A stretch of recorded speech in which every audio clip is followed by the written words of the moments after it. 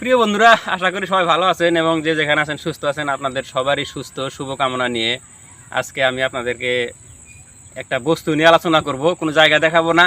তো এই যে আপনারা ভিডিওর স্ক্রিনে আমি হাঁস দেখাবো আর কি, যে হাঁসগুলো দেখতে পাচ্ছেন।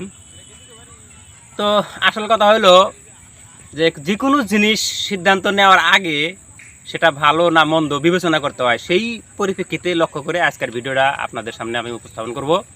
তো যে হাঁস যে দেখতে পাচ্ছেন, হাঁসের ডিম কিন্তু অনেক বড় হয়, বহুত বড় হয় হাঁসের ডিম। এখানে প্রোটিনটা, যে হাঁসের ডিমের যে প্রোটিন, সেই জিনিসটা বেশি থাকে। তো এটা আমি আমার নিজের জীবনে যে একটা লসই ধরতে গেলে হয়েছে। আমি বহুদিন হাঁসের ডিম খাই নাই, মানে হাঁস তো খাই নাই দূরের কথা, হাঁসের ডিমটা আমি খাই নাই। মানে আমাকে কিছু মানুষ বলছিল যে এই হাঁসের ডিম খাইতে লাগে না, হাঁসের ডিম খাইলে হাঁপানি, আজমা এই ধরনের কিছু রোগজনিত হয়। তো তারপরে আমি একজন ডাক্তারের সাথে পরামর্শ করলাম যে কথাটা কি সঠিক নাই। বলে না, তোমার তো সেরকম প্রবলেম নাই, আর এটা মিথ্যা কথা।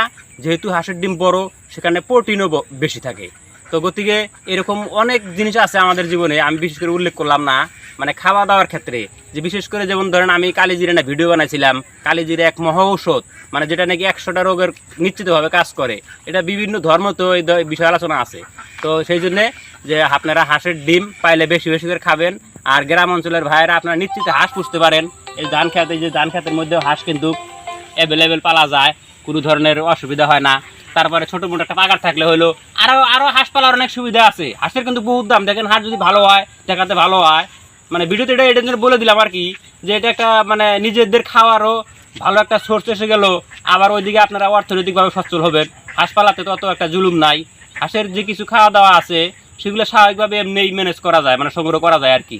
তো সেই জন্য বললাম, আরও কিছু খাওয়া দাওয়ার অনেক জিনিস আছে আমরা সাধারণভাবে খাই, আর নিজে নিজে সিদ্ধান্ত নেই। কেউ একটা ফুটুস করে বলে যে এটা খাওয়া যায় না, এটা খাইলে অমুক হয় তমুক হয়, এটা না।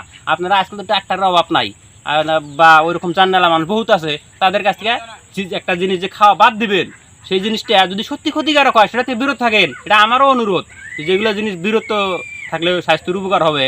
কিন্তু হাঁসের ডিমটা বহুত উপকার, বহুত প্রোটিন থাকে।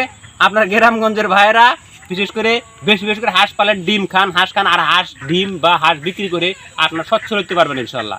তো যাই হোক, আজকে এটা আমার একটা পুরানা নলেজ ছিল, সেই জন্য আপনাদের শেয়ার করে দিলাম। ততক্ষণ সবাই ভালো থাকেন, সুস্থ থাকেন। বাই বাই, আল্লাহ হাফেজ।